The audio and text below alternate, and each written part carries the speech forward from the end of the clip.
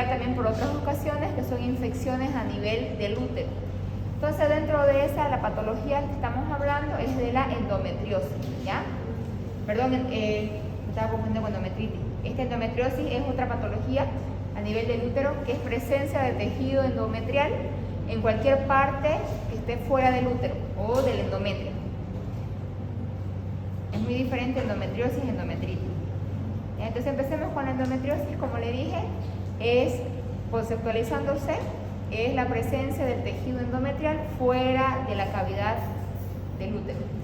¿Ya? Entonces, usted sabe que anatómicamente el útero tiene 3 capas y en la capa interna está el endometrio. Entonces tiene células específicas del endometrio, que estas células hacen que se proliferen para esperar un embarazo, y si no hay el embarazo se produce lo que es la menstruación, la descamación del mismo.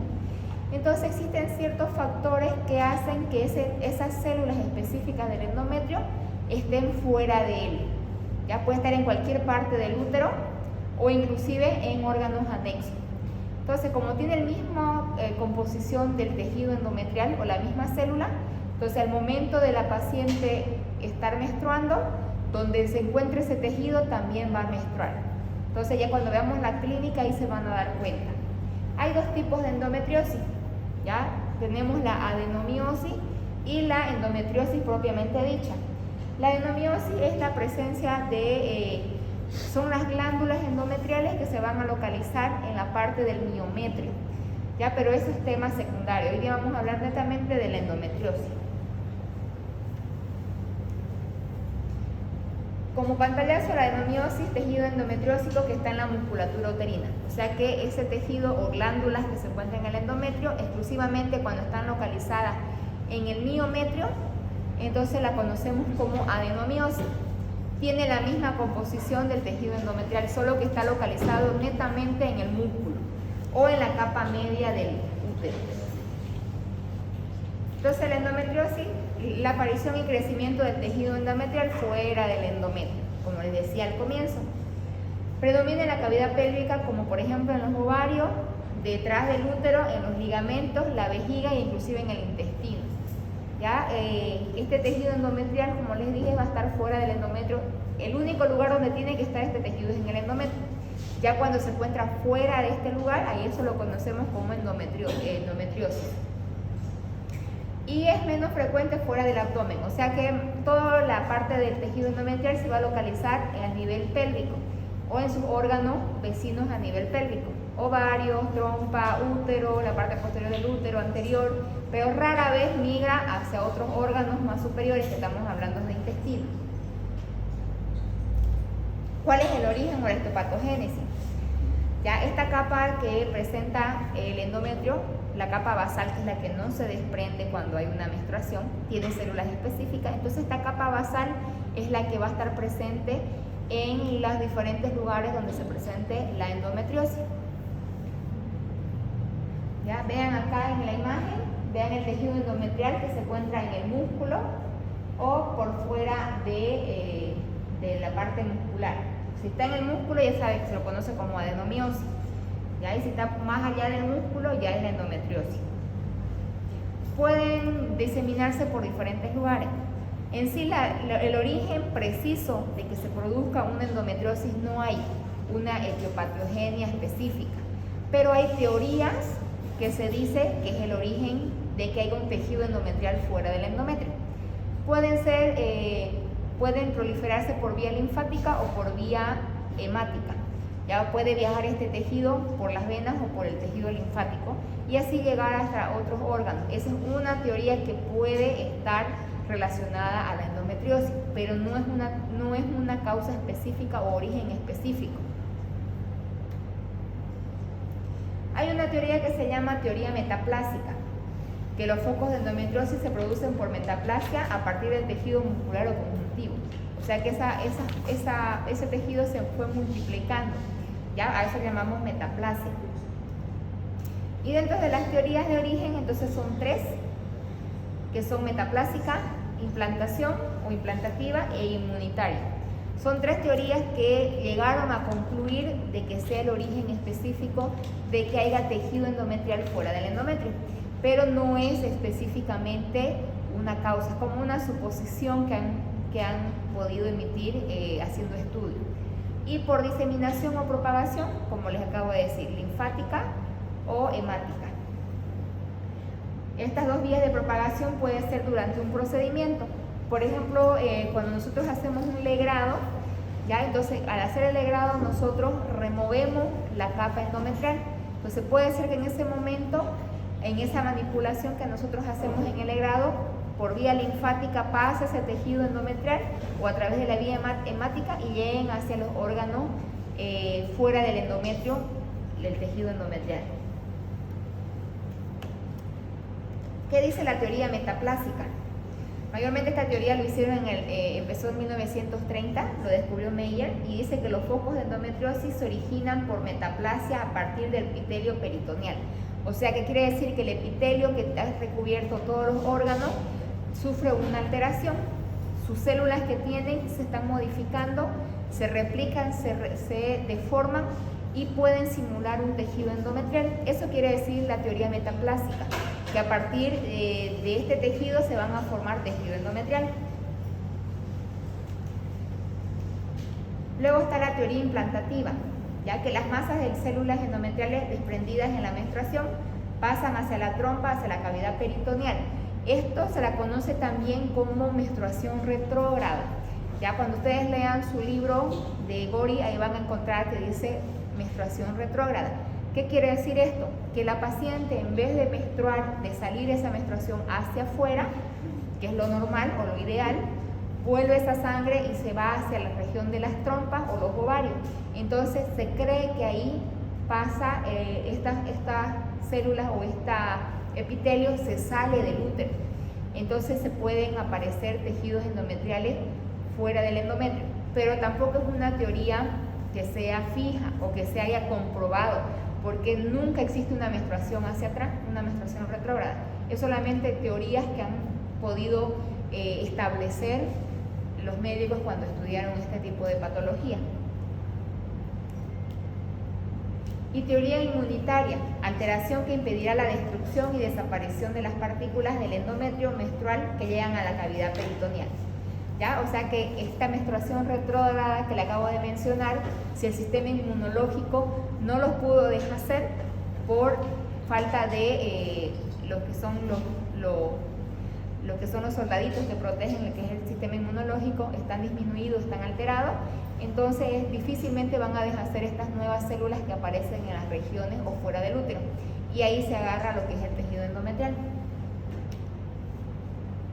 Y las dos vías de propagación, linfática o hemática, que les dije que pueden ser por un proceso o un procedimiento que se realiza al nivel del endometrio, que se realizó inadecuadamente, y pueden pasarse estas células a través de estas dos vías, hemática o linfática, y de esa manera viajan por el torrente sanguíneo o el torrente linfático y van a llegar a localizarse a otras partes del cuerpo este tejido y se va a adherir en esa zona y por ende van a aparecer tejido endometrial fuera del útero. Lo mismo el tejido de la hemática. Al no eliminarse el endometrio ectópico, la inflamación persiste y origina factores de crecimiento, liberan citocina, que van a facilitar la implantación y el crecimiento del endometrio. O sea que donde lleguen este tejido, como liberan este tipo de citocinas y factores de crecimiento, estos van a ayudar a que este tejido se adhiera mucho más fácil al lugar donde se va a localizar el nuevo tejido.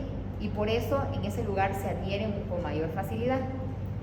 Puede penetrar en el peritoneo, puede adherirse mucho más fácil por el factor de necrosis tumoral alfa, y se va a crecer y desarrollar y producir endometriosis. Y entonces por todos estos factores que libera el endometrio o el tejido endometrial es que facilita su adherencia a las diferentes partes o órganos donde se adhiere o donde se acerca el tejido endometrial. Existen ciertos factores que pueden ayudar a que la endometriosis prolifere o presente con mayor frecuencia. ¿Cuáles son estos factores?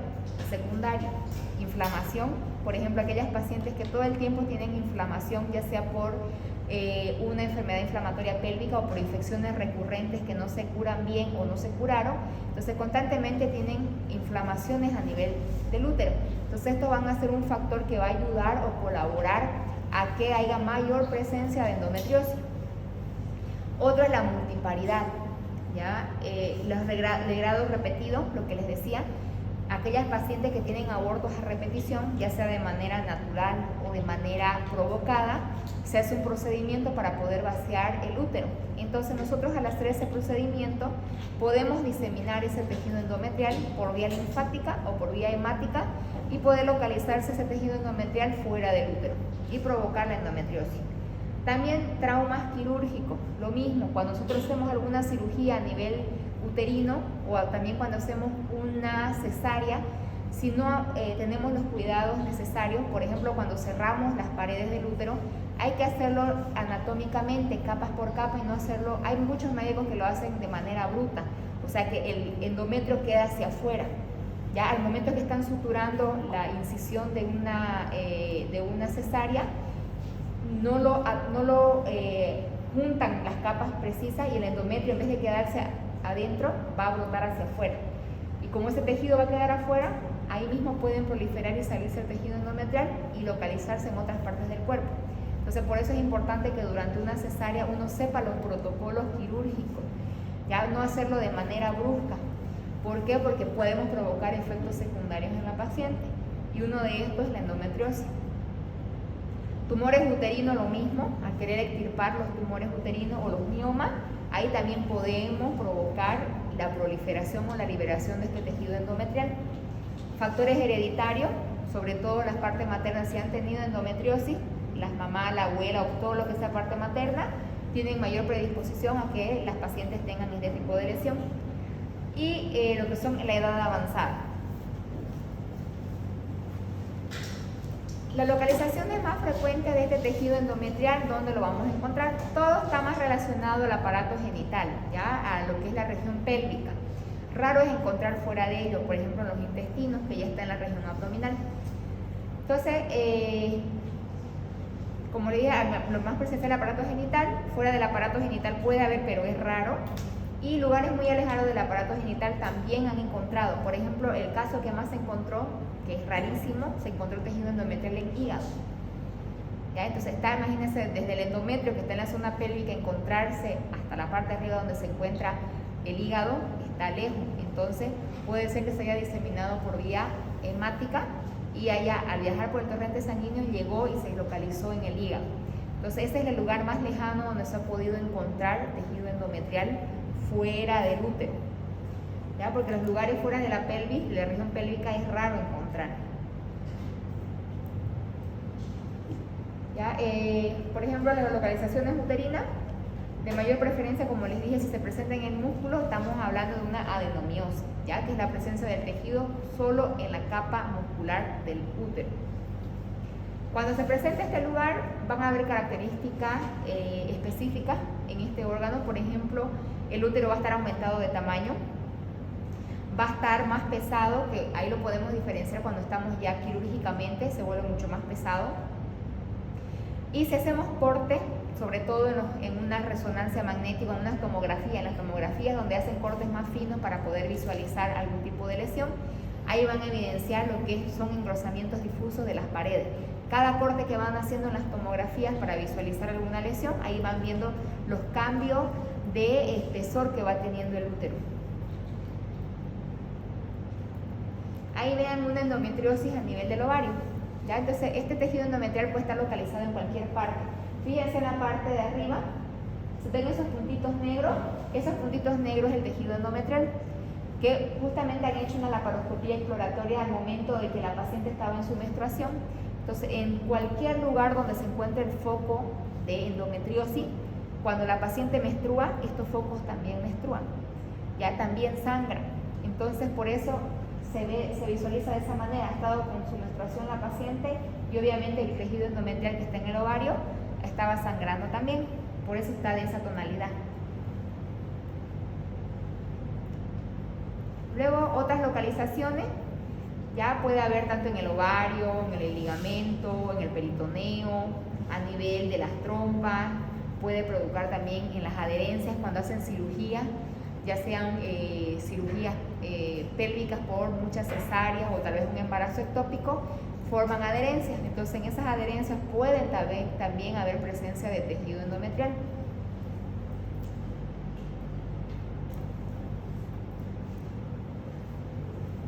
Puede haber asociada a otro tipo de lesiones también, que puede haber hiperplasia glandular del endometrio, malformaciones uterinas, puede haber una tuberculosis genital y transformación maligna.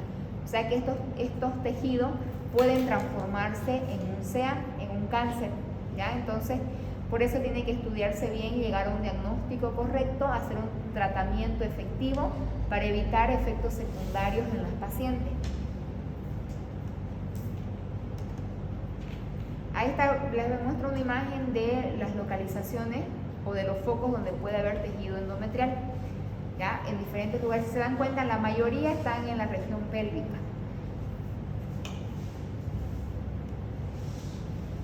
Su epidemiología, ¿ya? Va a variar según los grupos de mujeres estudiadas, ¿ya? Población en general, puede dar en cualquier tipo de paciente que tengan también factores de riesgo que les acabé de mencionar.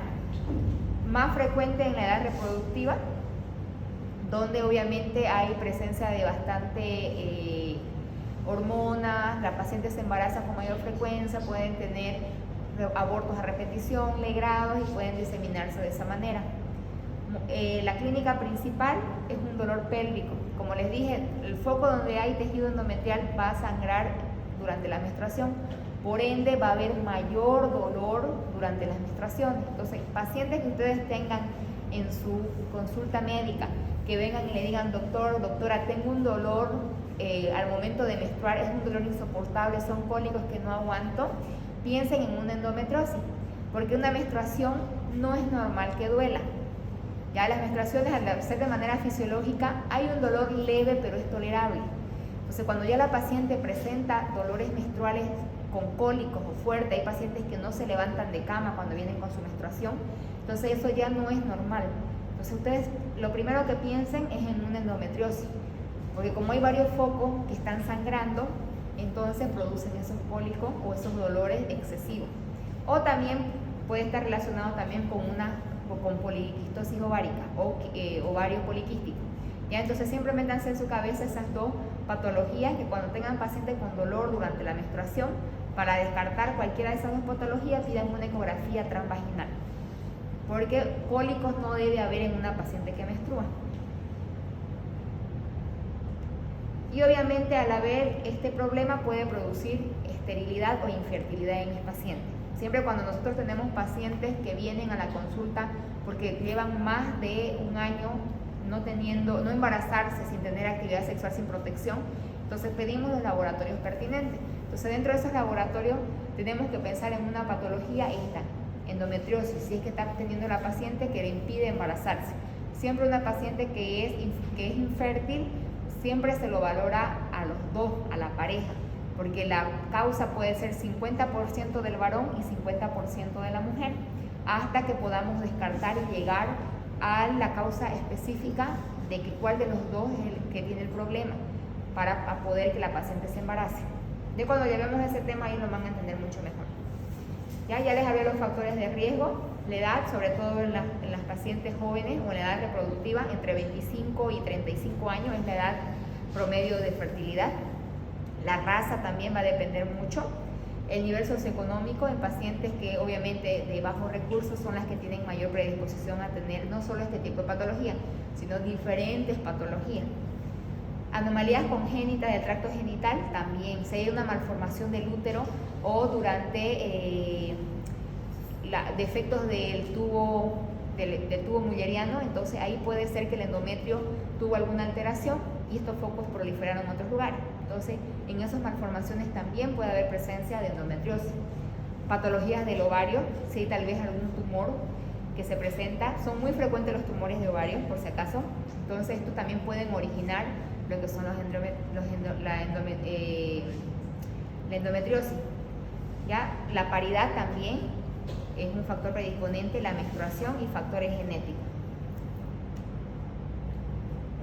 Ya vimos la edad, la raza. Acabo de mencionar las patologías del ovario. También el síndrome de ovario poliquístico puede contribuir a tener esta patología. Y en el caso de la paridad, también las pacientes que no han tenido nada de hijos tienen mayor predisposición. ¿Por qué? Porque esas hormonas todavía están activas o ese tejido endometrial puede proliferar mucho más rápido por las teorías que les acabo de mencionar. Aquí las características de las menstruaciones. Lo más característico, lo más llamativo, la sintomatología más precisa es durante la menstruación.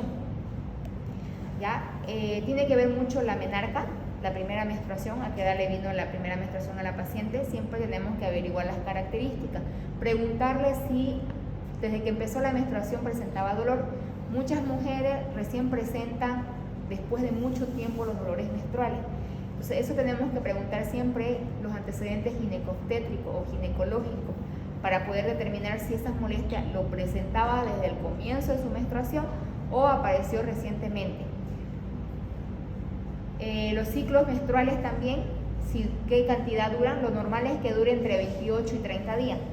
Eso es lo ideal, o dentro de lo normal el ciclo menstrual. Si es menor a eso, entonces también puede estar presente a una endometriosis. La durabilidad de la menstruación. Lo normal que la menstruación dure es de 2 a 10 días. ¿Ya? Entonces siempre preguntamos a las pacientes cuántos días normalmente le viene su menstruación y si hubo alguna alteración, si se prolongó más de lo debido. Ya ustedes tienen que saber por eso lo normal para poder identificar lo patológico. Entre 2 y 7 días, 2 y 10 días es los días normales de la menstruación. Obviamente que si dura 10 días, los 10 días no va a ser sangrado abundante. Ya solamente que a partir del cuarto o quinto día ya la menstruación se vuelve más escasa o va cambiando de tonalidad. También hay dolor menstrual, como les decía, el dolor es excesivo. Hay inclusive cólicos. La paciente no tolera la menstruación, ya porque los cólicos son muy fuertes porque menstruan todo el tejido endometrial donde se encuentre, va a menstruar al mismo tiempo. Imagínense que tengan 3-4 focos de endometriosis, es como que tuvieran 4 menstruaciones juntas al mismo tiempo. Entonces por eso se aumenta el excesivo dolor. Seguimos con los factores genéticos que también son mayor proliferante para tener endometriosis. También el tabaco, que son las drogas también, y la falta de ejercicio contribuyen a tener las que son las endometriosis. Ahora, lo más principal son los síntomas. ¿Cómo lo voy a diagnosticar clínicamente cuando venga mi paciente? Lo más principal, le dije, el dolor pélvico. ¿Ya? Constantemente mi paciente tiene dolores y se exacerba cuando tiene su menstruación. Hay esterilidad, o sea que la paciente no se puede embarazar. Nosotros llamamos infertilidad cuando mi paciente, después de un año que tiene actividad sexual sin protección, no se embaraza. Ahí llamamos infertilidad. Ahora, esterilidad se la llama cuando en la infertilidad la paciente podemos encontrar la causa, podemos hacer tratamiento y esa paciente se puede embarazar, mientras que la esterilidad no. La esterilidad puede ser de manera por algún traumatismo, por alguna malformación que haya tenido a nivel uterina o por alteraciones en las hormonas o por procesos anovulatorios, porque los ovarios no producen óvulos. ¿Ya? Entonces la esterilidad es irreversible. La paciente, por más tratamiento que haga, no se va a poder embarazar. ¿Ya? Esa es la diferencia entre infertilidad y esterilidad. Va a haber dispareunia, o sea, dolor a la actividad sexual. Va a haber disuria, dolor al orinar, si es que los focos obviamente se localizan a nivel de la vejiga. Dolor durante la defecación también, si estos focos se localizan a nivel del recto. Entonces la clínica va a depender mucho de la localización o del foco donde se encuentra la endometriosis, pero lo que predomina es el dolor pélvico. El dolor pélvico es característico, la esterilidad también, 32% lo cursa de manera crónica. Los dolores son bastante intensos, profundos, constantes y localizados. Y originan por cambios secretorios y descamación menstrual. ¿Ya? Como les dije, durante la menstruación se descaman las 2 capas. 3 capas tiene el endometrio, el basal es el único que no se desprende. Al desprenderse estas 2 capas, donde se encuentra el tejido endometrial, se van a desprender al mismo tiempo las capas. Entonces va a producir por esto el dolor. Produce la dismenorrea, la podemos tratar con tiene mala respuesta a los AINES, o sea que todo lo que es paracetamol, diclofenaco, ibuprofeno no reacciona a la paciente.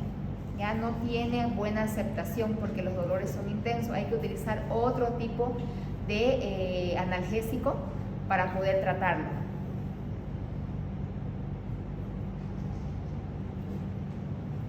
La dispareunia es el dolor que les dije a la actividad sexual, es por el mismo hecho de que tienen los focos endometriales fuera, sobre todo si se encuentran a nivel del cérvix o en la capa externa de lo que es el útero. La disuria igual si es que hay la presencia de tejido endometrial a nivel de la vejiga. También puede haber endometriosis en el recto, entonces puede dar sintomatología que se encuentra a ese nivel. Dolor a la defecación, puede haber, el dolor puede aumentar en esa zona o dificultad para poder realizar cualquier o defecación. Se vuelven mucho más espesas lo que son las heces fecales y tiene dificultad para la eliminación del mismo. Y obviamente va a presentar también dolor a ese nivel. Y está asociado a esterilidad, un 30%. Aparte que ya hicimos la anamnesis, que encontramos la clínica, obviamente vamos a poder hacer también el examen físico o la inspección en mi paciente. Encontrar la localización exacta donde se encuentra el dolor, ya para más o menos poder guiarnos dónde pueden estar localizados esos focos de endometriosis o tejido endometrial fuera del útero. Y obviamente lo vamos a confirmar con otros tipos de laboratorios o imagenología, sobre todo con lo que son las ecografías transvaginal, o tal vez si en la ecografía no encontramos nada, porque a veces no se puede visualizar muy bien, podemos pedir tomografía o resonancia magnética donde tiene mayor visualización. Aquí, como la ecografía tiene una sensibilidad de un 75-80%, o sea, son altas.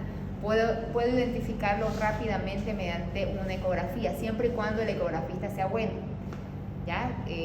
Hay unos médicos que a veces no tienen muy buena experiencia en ciertos casos de patología, entonces les dificulta encontrar lo que estamos buscando.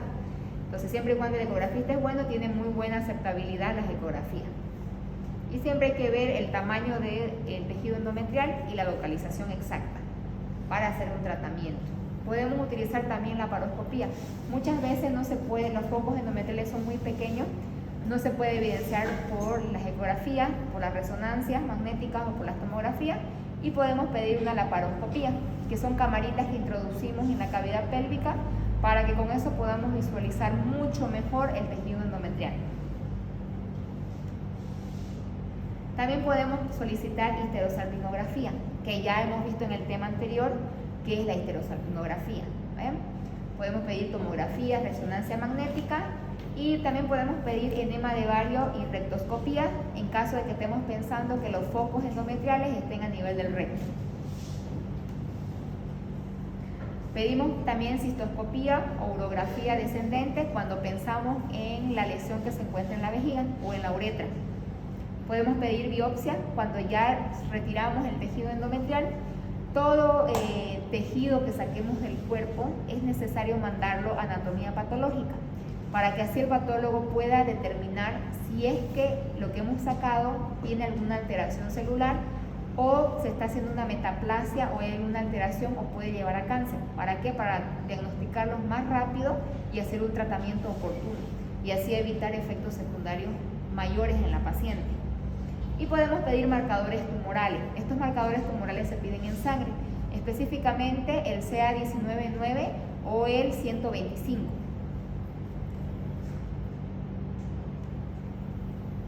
Ahora el tratamiento. Ya el tratamiento vale. En otros casos podemos hacer una histerectomía total si es que este tejido endometrial está en la parte media del útero, que estamos hablando de la adenomiosis. Si son bastante focos, si mi paciente ya tiene hijo, es mayor de 30 o 35 años, entonces puedo hacerle una histerectomía. Entonces puedo retirarle su útero. Entonces en ese caso podemos pensar en ayudar a hacer ese tratamiento. ¿Ya? Obviamente si es una paciente joven que no tiene hijo, que todavía tiene muchos años más para poder embarazarse, entonces obviamente este tratamiento lo descartamos.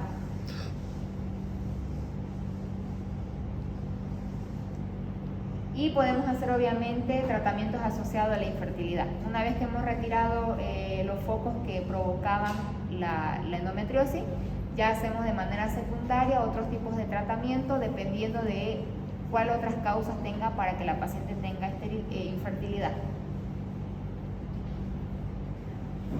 Podemos hacer tratamiento farmacológico para calmar el dolor y para revertir o ayudar a que la paciente se embarace por el tema de la infertilidad. Y acuérdense que no se puede utilizar AINE porque no produce el efecto deseado, no calma el dolor. Ya hay que utilizar otro tipo de analgésico, que son derivados de las COX-2 o COX-2, ya que son medicaciones o analgésicos mucho más fuertes. Que estamos hablando del ibuprofeno, del naproxeno. Podemos utilizar anticonceptivos orales también, ya sean a base de estrógeno o combinado estrógenos con progestágeno. ¿Ya para qué? Porque estas hormonas me van a ayudar a que el tejido endometrial sangre menos y calme un poco el dolor. Entonces para eso podemos utilizar el tratamiento con anticonceptivos. Mayormente el tratamiento con estos métodos anticonceptivos lo tratamos durante 6 meses para ver si durante este tiempo hubo reversión o no. Hasta esos 6 meses ya tiene opción mi paciente de ver qué otro tipo de tratamiento podemos realizar, ya sea de manera quirúrgica para extirpar el tejido endometrial fuera del útero. Aquí tenemos progestágeno, lo mismo, cualquier derivado de las progesteronas, sobre todo el acetato de medroxiprogesterona es el que más se utiliza. Este acetato de medroxiprogesterona es el que viene en casi todas las pastillas anticonceptivas. Podemos utilizar igual andrógeno, principalmente el danazol, ese es el que más utilizamos. Las pacientes que utilizamos todo este tipo de tratamiento tienen una buena aceptación, mejoran más del 50%, ya se resuelve fácilmente las molestias y obviamente pueden tener recidivas las pacientes, pero no es muy frecuente, o sea que en 10 pacientes que tratemos con estas lesiones, una puede tener nuevamente los focos de endometriosis y puede haber efectos secundarios. ¿Cuáles son estos efectos secundarios? Aumento de peso, hay aumento del apetito, puede haber cambio de voz, masculinización del feto, sudoración, depresión, mareo, acné, seborrea, bochornos, hirsutismo, insomnio, cefaleas y náuseas. Ya sobre todo estas molestias son por las hormonas, sobre todo el danazol, ya este de acá, que es un andrógeno. Entonces por este tipo de medicación es el que produce mayor efecto secundario, el danazol.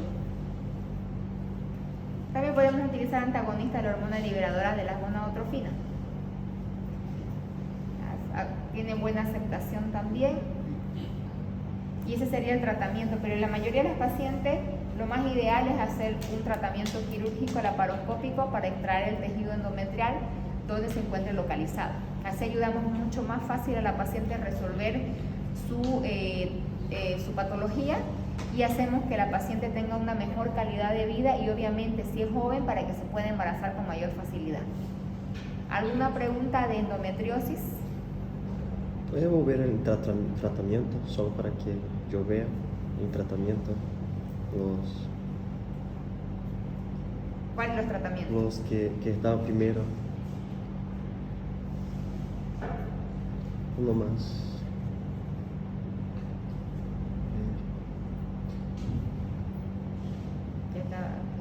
Ahí el tratamiento. Ah, sí. Que yo no leí. El siguiente.